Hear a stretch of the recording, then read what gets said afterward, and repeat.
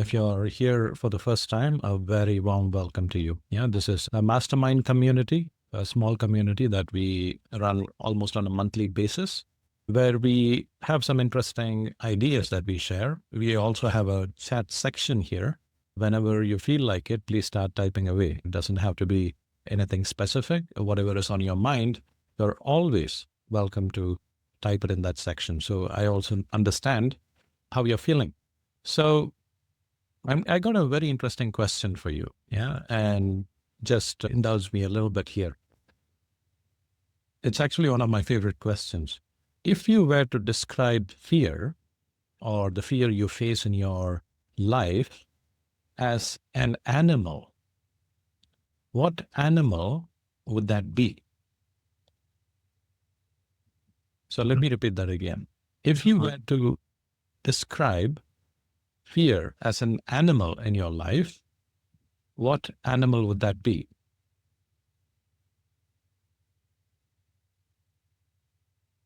One of the people that I worked with, he often said that it was not an animal for him, rather it was a dark cloud that was always hovering over his shoulder. Yeah. One person that I spoken to, she said that fear was almost like this wolf, this very cunning wolf that was looking to attack from any kind of weak spot. Yeah. So I welcome you to think about, what is it for you? What animal would you think fear represents in your life? So before we get started, who am I? I'm Dr. Stephen Anthony. I'm a medical doctor and psychiatrist, also board certified coach through Cleveland Clinic, Ohio. Dabbled in a lot of different types of psychological tools and artistry, which includes clinical hypnotherapy, also cognitive behavior therapy. Yeah, so we are going to be using a little bit of all of these elements of psychology to try and understand where does the root of fear come from, so that you can understand what beliefs are below those fears. And if it's a real worthwhile fear, you can address it. Whereas if it's irrational, you will come to terms with it. So that's the purpose of our session here. So what different types of fear do you think exist? The first and most obvious one, yeah, and you might think about what is the current type of fear or uncertainty or even anxiety that you feel. The first type of fear, which is very common, which we often develop in childhood, is physical fear. The physical fear of being harmed, physical fear of sometimes being lost. And it manifests in many different ways. Yeah, we might have experienced a loss of a loved one through a physical event. The second type of fear that is actually the most common is emotional fear, where people have a fear of failure, they have a fear of rejection, they may even have a fear of feeling humiliated if they lose. This often manifests as a very deep urge to win at all costs. And if they lose, they feel it's a very humiliating event in their life. And we will deal with some of that as well, if you find yourself to be afflicted by that type of fear. The third type of fear is existential fear. Now, this is often not really recognized as a type of fear. People wouldn't talk about existential fear as a real fear, existential fear as a real type of fear. And what I mean by that is this fear often manifests as a sign of purposelessness, yeah, living without purpose, no clarity over life. But that's how people feel. They wake up every day, and when they wake up, they really don't feel like getting out of bed, and they often feel like, wow, is this going to be another day? Okay. And that may often manifest as some kind of frustration, some kind of irritability, some type of gloominess as well. All this can come under existential fear. And much of it is with good reason. Yeah, because many times we are born and we don't come with a manual. Yeah, there is no guidebook. Everybody is winging life. Yeah? Everybody is trying to set a few goals, live life in a certain way, and they're trying to get by. Whereas that may not really be the case. The fourth type of fear is social fear. The fear of being judged, the fear of being ostracized, the fear of being misunderstood by people. Many times people do things where they want to be approved by a certain member in the community, a certain respected member in the community. It could be even be a kind of like a family member. And they often do things to, well, win their approval. So why does this happen? One of the reasons it happens is because when we are growing up, we are born with a set of beliefs and we are raised in a certain manner. It is typically said that children that grew up without receiving the unconditional approval of a father often tend to develop a fear of failure. They develop into what is known as a type A personality, where they keep on doing things and they do more and more, and eventually nothing is good enough. So they keep on running on that treadmill. And there they face a lot of this fear of rejection. Many people have looked at fear, and one of the common ones is classical conditioning. What that means is something happened in the past, and I'm scared that it may happen again in the future. Something happened in the past, and it was so painful that you constantly live in that kind of a fear. So you don't want to be afraid anymore. A classic example is that of a child being bitten by a dog, or one of my friends had a fish bone that lodged into his mouth when he was a small boy, and the process of removing it was very traumatic for him. Yeah, so he never eats fish in his entire life. So that is like a classical conditioning.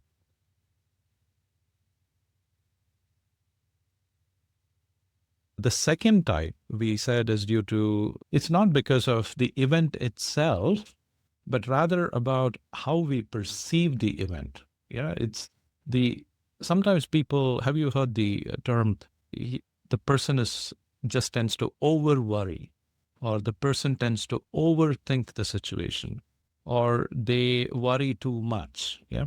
Sometimes you can see this with parents. Yeah. Parents are scared. They're worried about their children. Very common. People being worried about their career when their boss looks at them in a very strange way. Very common. So the situation itself may not be that dangerous, but our appraisal of the situation may be somewhat erroneous, yeah, or mistaken. The third type of theory that comes into fear is evolutionary theory. So I think I mentioned this once before. As we evolved, when we evolved as hunter-gatherers, we lived in caves. So that is a fact, we know, right? People did live in caves before we had buildings and organized structures and so on. At that point in time, there were beasts that would approach and attack people that, yep, people that were not in a very kind of a safe space. So there was always this constant fear. There's always this constant fear of people worrying in the night. What happens if the predator comes in the middle of the night, takes the baby away from the cave? What if while you're sleeping, there is a panther that comes, jumps and kills people? And these are all real fears that people had back in the day. Yeah, now it's relatively safe, depending on which part of the world you live. So there is that bit of wiring that goes on in us. So what they said was the people that eventually survived were the people that worried. They cared enough to make sure that nothing went wrong. The ones that were really happy, like they were jumping underneath the sun and smelling the roses and whatnot, they would eventually run out of food because of climate change, or they would be attacked by some predator. Eventually, those kind of things would happen. So they would go extinct. So the happier species that tended to care less eventually became extinct, whereas the one that was hyper cautious, really careful about everything, that species stayed. Yeah. So that is the evolutionary theory. I don't know what is the reason. If you find yourself to be worrying, if you find yourself to be anxious, there could be a number of reasons. Yeah. But these are all common reasons or common theories as to why that happens. Now, we need to understand a few things about difference between fear versus anxiety. Yeah. So, uh, what is the difference between fear and anxiety? Would anyone want to venture a guess? If you want to type, you can type away in the chat. What do you guys think? What do you guys think is the difference between anxiety and fear? This is important because you will learn to differentiate it within yourself, whether it's a fear that you're facing or you're just feeling anxious. How would you tell? That's a question for you.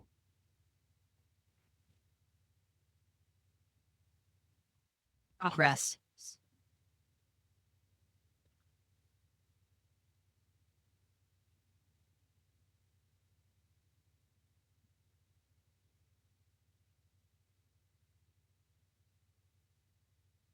Let's see. Fear for me is I am afraid for my life. Okay, that's really interesting. Huh. Shara, would you say there is a real reason or a real danger that you're facing? Ah, okay. So for a moment, I thought you are afraid of losing your life or something. Because that's not the case. You're just differentiating. So that's fear is more like being afraid for your life. Anxiety is I'm not dying, but I'm afraid things don't go the way I want. Very good. Yeah, that's a very good answer. Soraya, I remember you from the previous session. Soraya says fear is something that is in the present. Okay. Anxiety is worrying about something that is uncertain and in the future and may not happen. It's a very interesting way you describe that. Yeah. Worrying about something that is uncertain and in the future and which may not happen. A few things are for sure. Yeah. Whatever is going to happen in the future is uncertain. We really don't know. That's the truth. Yeah. So all of us, you including me, all of us are living this life where we really don't know what the future holds. So it's like a blank slate. One of the reasons why we do a lot of sessions that we do, yeah, like for example, goal setting, understanding your values last time, is so that you learn to draw on that blank slate and you create a future for yourself. You might have heard about this in law of attraction, and it's reflected in various religious scripts as well. Yeah.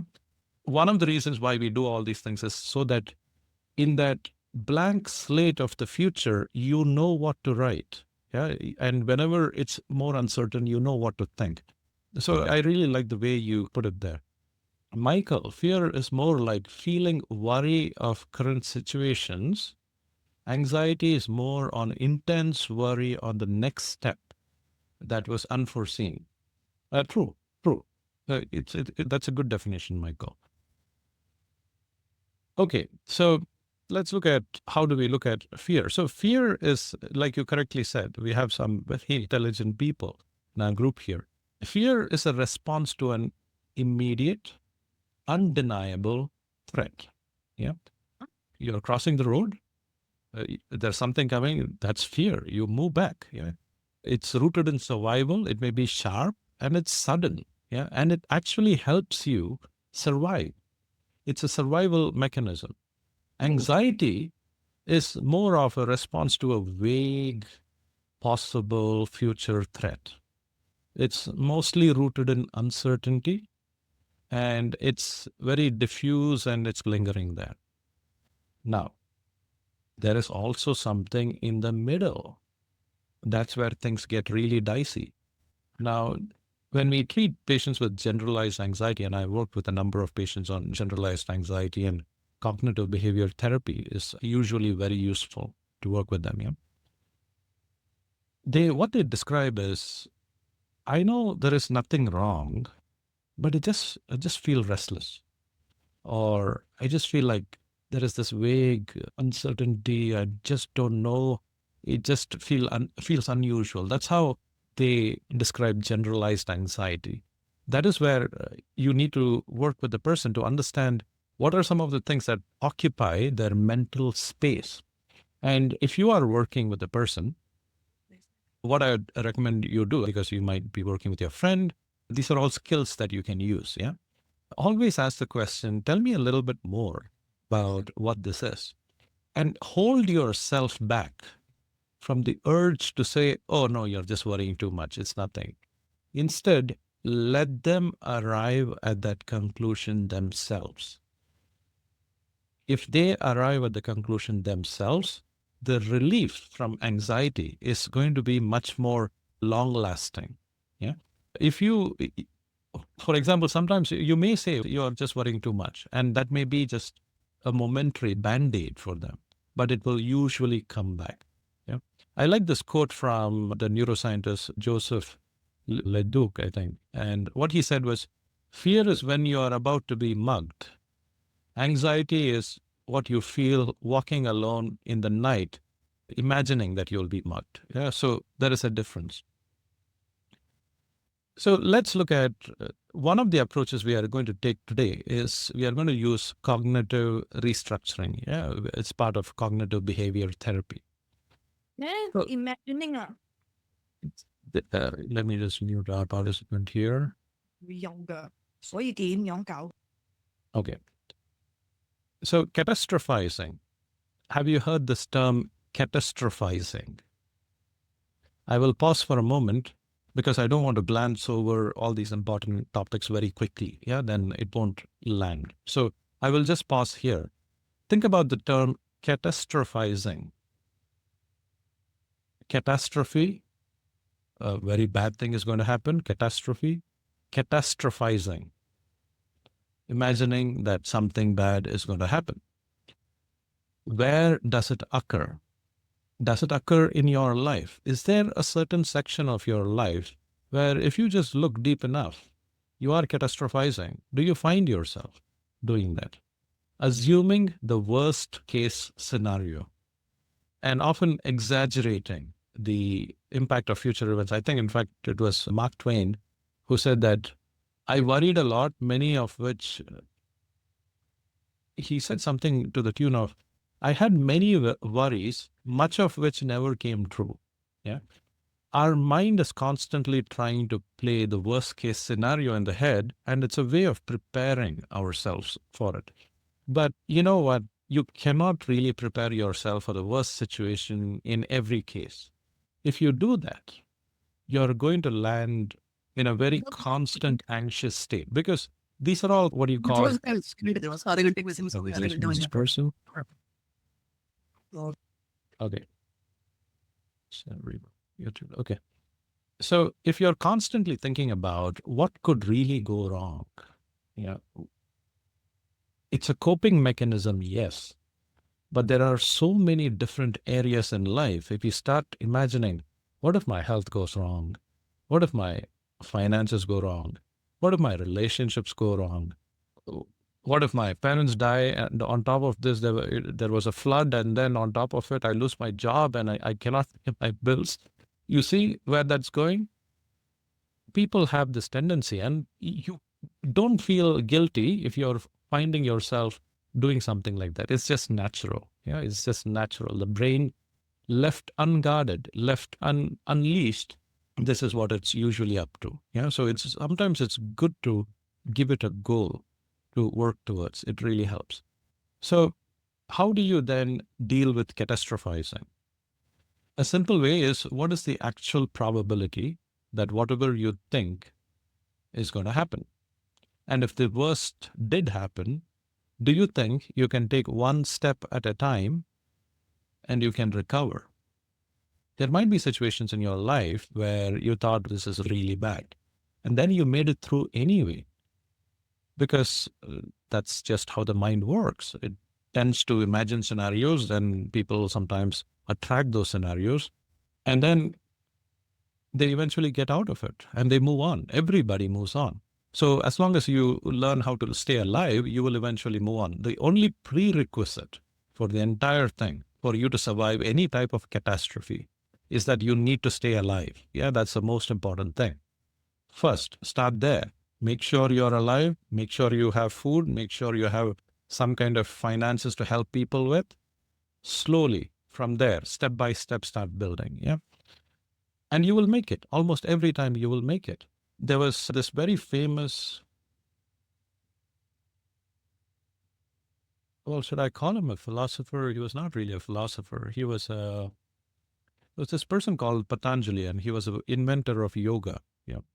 And it's quite strange because when he invented yoga, he didn't, what today is just the physical versions of yoga. But when he invented yoga, what he was doing, physical part was just one part. There was another part which was mental. Yeah, the mental part eventually got mixed up, it got forgotten, it was not translated properly, and so on. But the physical postures, that was easy to copy. So people copied the physical postures, and yoga survived in a physical form. But if you look at some of his writings, I think he wrote about something like 4,000, 5,000 years ago. And he wrote in Sanskrit, and what he said was, it is good to trust every day and be disappointed one day rather than be untrusting every day and be miserable every day. And eventually you will end up in the same place anyway. So whether you trust that things will work out or whether you trust that things won't work out, you will eventually end up in the same place. So you might as well just save all of that space and use it to think as to what you can do in the next situation. Yeah. So that's a little bit of reframing for you for catastrophizing. The second type of thinking, negative thinking, is called mind reading. Yeah, mind reading. What does it mean? Mind reading means you assume that the other person is thinking so and so. Yeah. You assume that your partner is thinking this, or you assume that, oh, this person didn't respond to my message, or this person didn't show up at this meeting because of this reason. So you're trying to mind read people. It may not be the real situation. There was once this very interesting incident.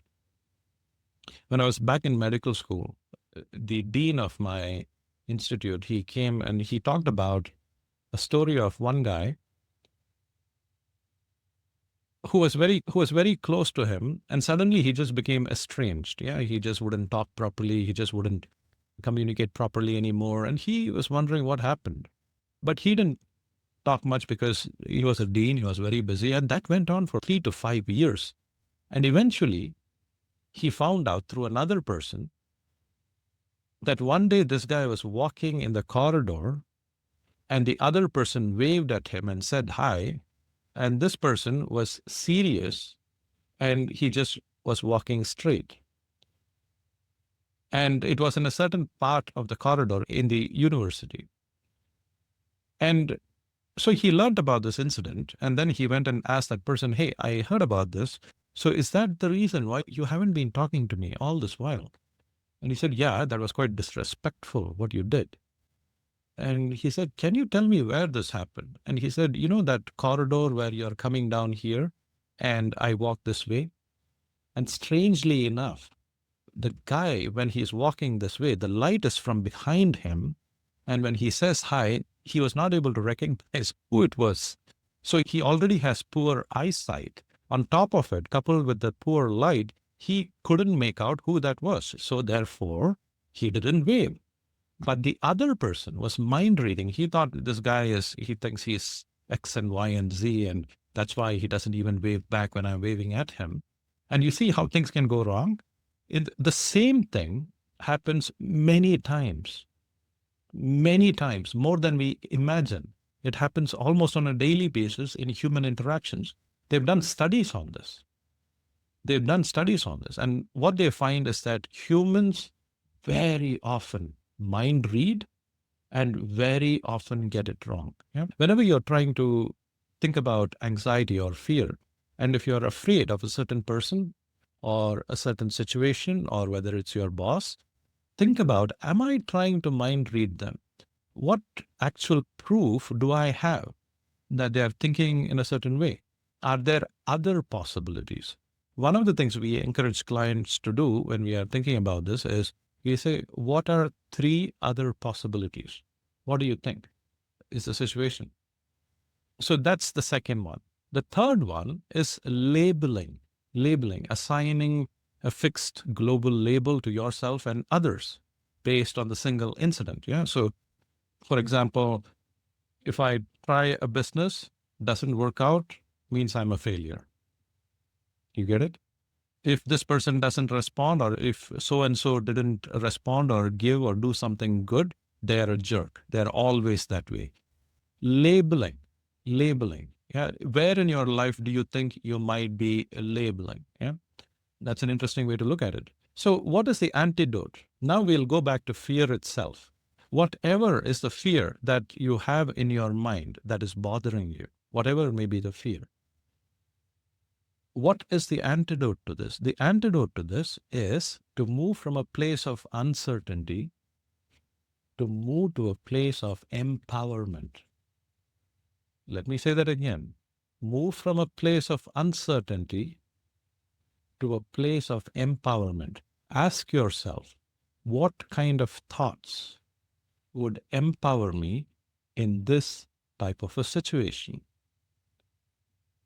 That is the whole core, the crux of handling fear and a little bit of anxiety. We talked about the middle path between fear and anxiety, handling this entire spectrum. It's just about moving from a place of uncertainty to a place of empowerment. So think again, what kind of thoughts would empower you? What kind of thoughts would empower you? Okay, so that being said, another good way to think about it is Susan Jeffers, and this is one resource that I recommended in the past as well, and I recommend it again, which is it's called "Feel the Fear and Do It Anyway." Yeah, by Susan Jeffers. Try and listen to the audio version if you can. And she says, at the heart of every fear, the core fear is that you may not be able to handle what comes your way. And the way to deal with it is to say that no matter what comes my way, I will handle it. No matter what comes my way, I will handle it. I will learn how to fix it, no matter what comes my way. That is the only antidote to everlasting fearlessness, if I have to say it. Yeah. There is a place to be cautious. You wouldn't want to jump off a 300-foot cliff. Yes, there you have to be fearful and cautious. But in a regular day-to-day situation where you are not very clear about it, think about this. Think about this. What kind of thoughts do you need to think that will empower you? What kind of thoughts do you need to think that will give you the confidence that you can handle no matter what comes your way? Now you may say, what does it mean? You mean my house burns down? Yes. Say, I will handle it. You mean my relationship goes in a dump? Yes. Say, I will handle it. My finances blow up. I go bankrupt. Yes. Say, I will handle it. I am inflicted with disease. Say, yes, I will handle it. The only antidote to all of these things, you cannot really go by situation. Say, okay, whatever comes my way, I will learn how to handle it. If I don't know, I will figure it out. Yeah. In the comments, Shara says, that's true, life's challenges does not go to someone without a reason. Yeah, true. As you embrace, that brings us very nicely to our next point, which is embracing fear as an opportunity for growth. Embracing fear as an opportunity for growth. So many of us see fear as something negative, a signal to retreat or to avoid action from. But what you could instead try, instead of trying to ignore the fear or trying to push it down or trying to pretend like it doesn't exist, which doesn't work, by the way. Yeah. What you might try to do, instead of trying to eliminate fear completely, what you can do is you can learn to welcome fear as a sign that you're growing. Yeah. A sign that you're growing, just like what Shara wrote in the comments below. Yes, it comes probably with a reason, sometimes probably not, but most of the times, if you get the mindset of embracing it as an opportunity, think about the real question to ask is, how is this an opportunity? How do I grow from this? The setback that I have, how do I grow from this? Even if something bad were to happen, think of it this way. Yes, setbacks will happen, but I will handle it and I will learn to grow from it. Yeah, so that is thinking of fear as an internal compass pointing towards growth. What is this fear and what is the opportunity for you to expand? Yeah? In fact, studies have shown that when individuals confront their fears, they not only overcome them, but they develop new neural pathways in the brain, which enhance their ability to handle future challenges. And I think this, I have the reference here. It's a study published in 2023 in the Frontiers of Behavioral Neuroscience. If you're interested, drop me a message and I'll send you the paper. You can look at it. And what they did was, in this study, they exposed people to a lot of unknown fear. And if the people confronted the fear and if they managed to do it one step at a time, when you do the fMRI later on, what they found was they're able to handle the future challenges and there are new neural pathways. Yeah. The next way to look at it is to shift from what if thinking to even if thinking. This goes back to what we said, yeah, which is anxiety. If you want to pluck it out by the root, you have to understand that it all comes down to the what if questions. Your mind is going, what if this happens? What if, what if? So instead of feeding that fear, switch to an empowering mindset where you say, even if that happens, I will handle it. For example, the mind will say, what if I am rejected? You would say, even if I'm rejected, I'll gain valuable feedback. Your mind might say, what if I fall sick tomorrow? Your response will be, even if I fall sick, I will find ways to get by and I will learn how to inspire others from my learnings. So this comes from a therapy called as acceptance and commitment therapy. Yeah. The third way to look at it is focus on what you can control. Focus on what you can control. In psychology, what people say is there is this element that you control, and whatever is outside your control, when you start worrying about it, the psychological term for it is suffering, where you are obsessing over things that you don't have any control over.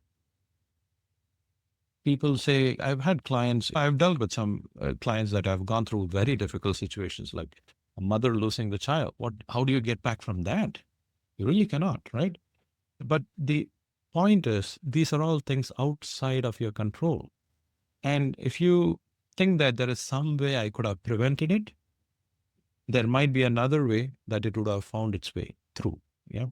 And there is a story of a person who builds a time machine because he lost his wife on that particular day. Yeah, this is a fictional story. And there was a movie made on it. And what happens is he builds this time machine. He becomes a crazy inventor. And he has built this wonderful time machine that you click all these levers and the wheels start spinning and time goes into a vortex and you go back into time. And then he lands just 1 or 2 days before the event. And just as his wife is about to cross the road, he goes and pulls her out. Yeah. And then he comes back into time and he finds out that his wife is still dead.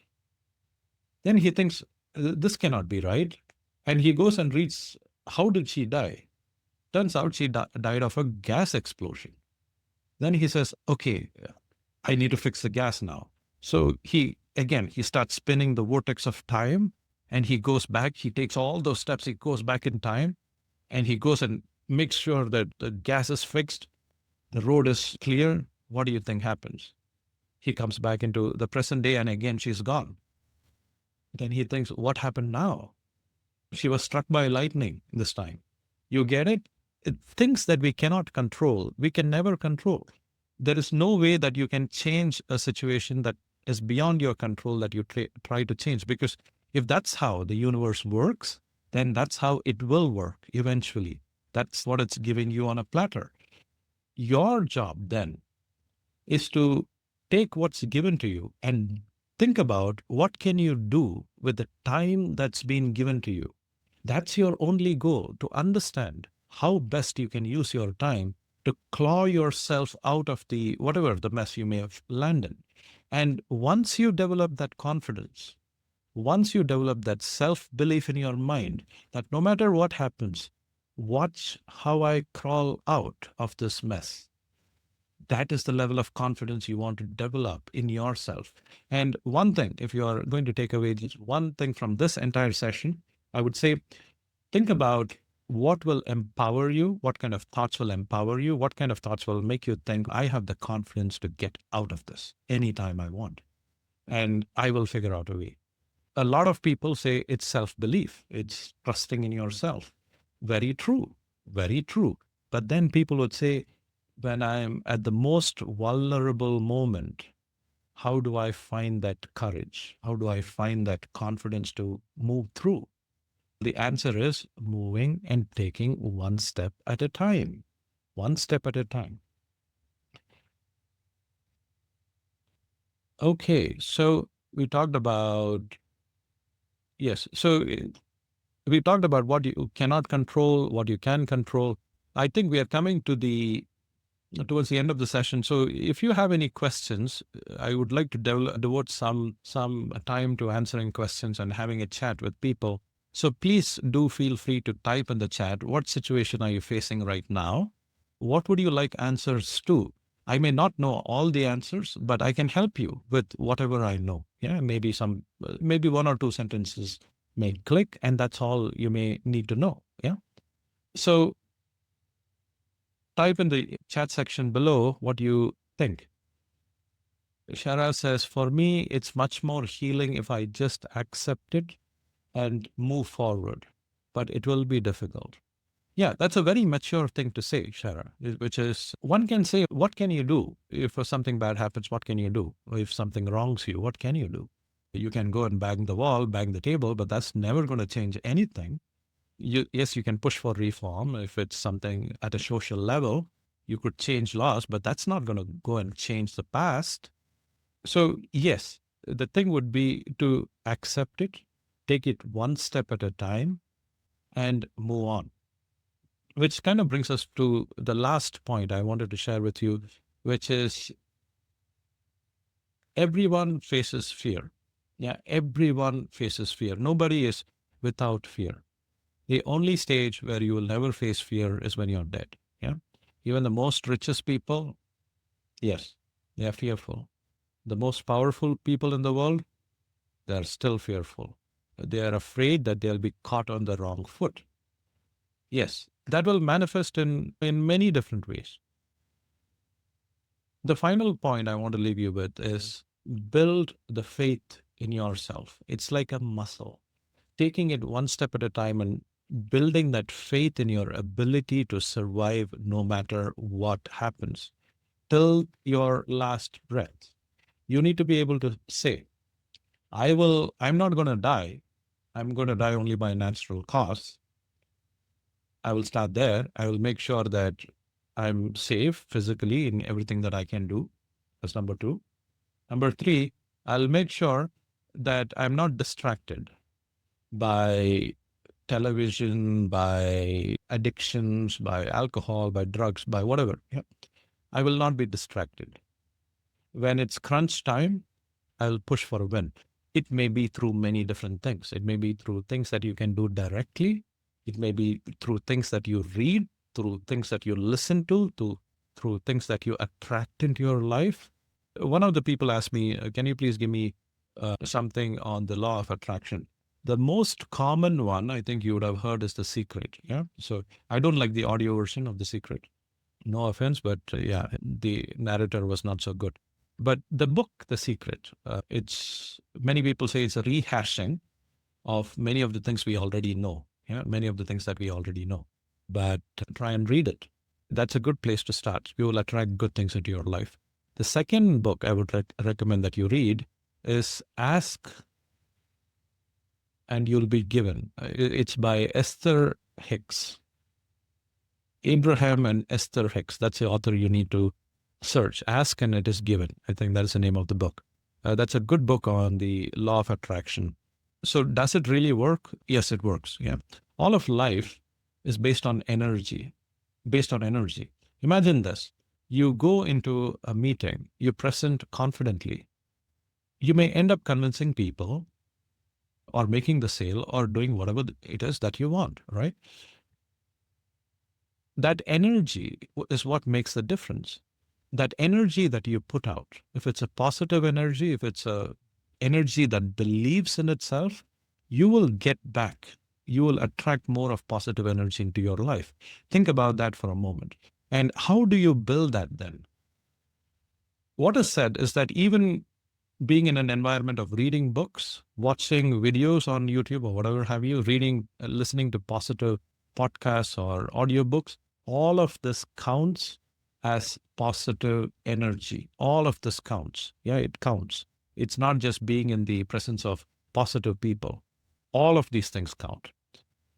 And finally, when everything breaks down on the day it on the day you, let's say you lose your business, on the day your home is foreclosed, on the day it rains so heavy and you are forced out of your home. And when you're walking, your shoe comes off and it's torn into pieces. And you try to get into your car, you switch on, the car just won't start. Even on that day, don't give up. Never ever give up. Have faith in your ability to work through one step at a time and you can make it. Yeah.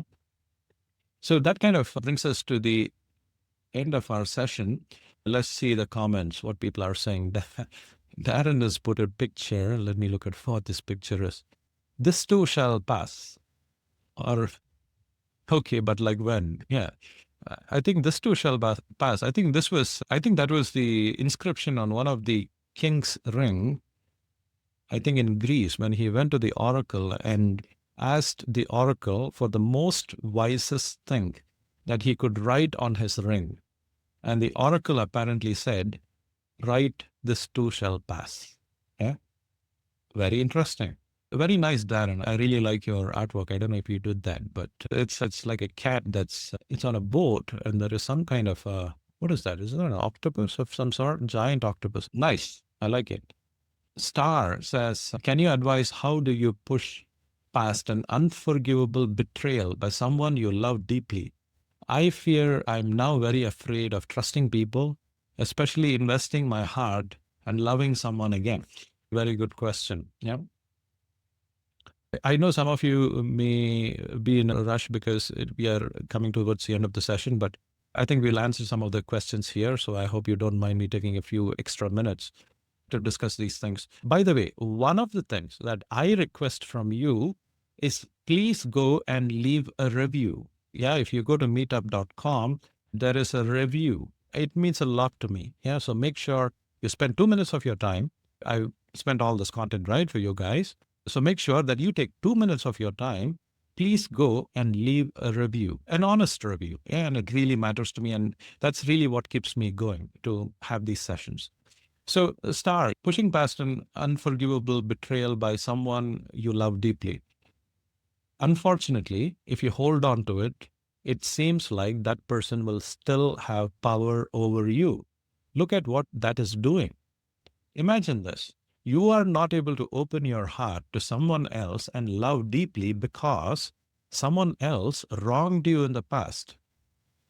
Subconsciously, that person still has power over you. The question is, when are you going to break free of this?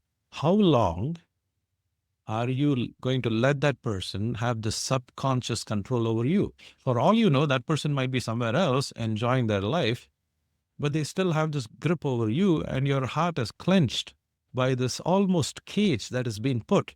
And it's been locked, and it seems like the key is with that person.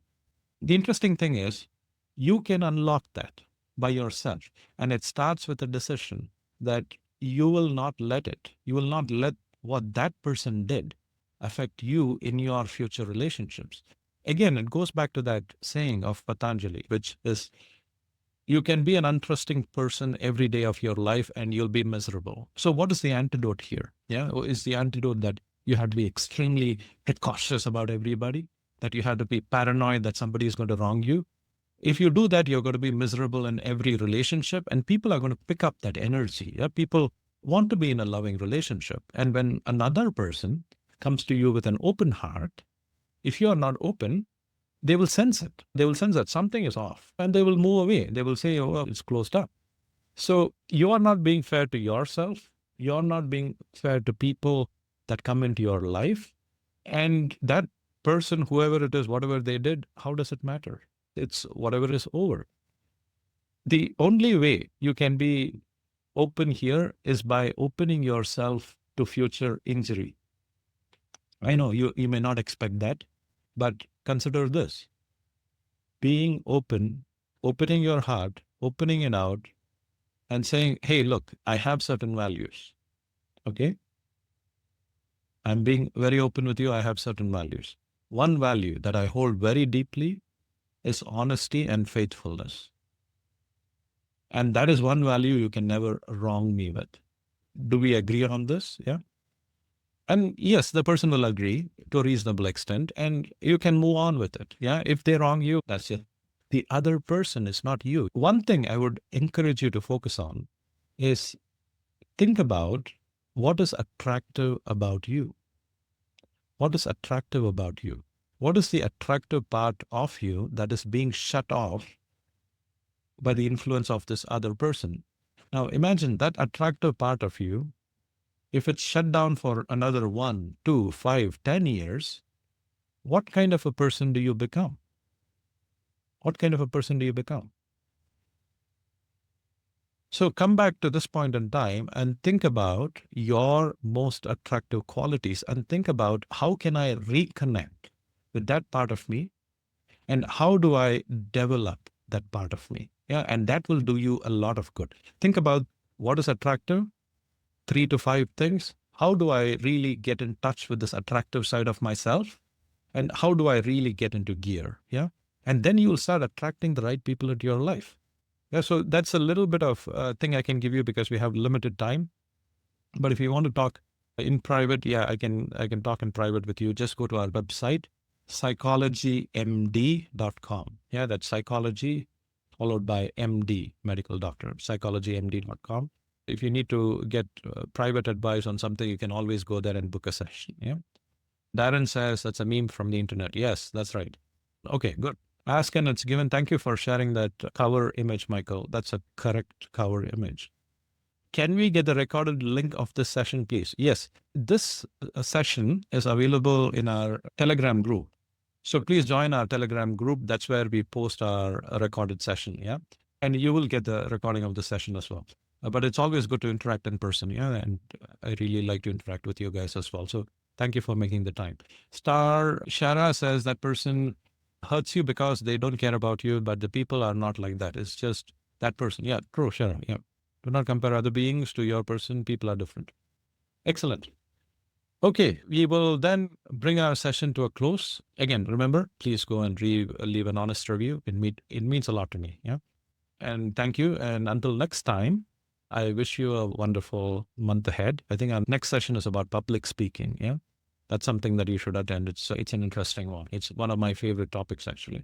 So I'm going to give away a lot of secrets in that one. Things that probably, I'm not exaggerating, things that probably may change your life. So I will see you next time. Thank you very much, everyone. Bye-bye. Good night.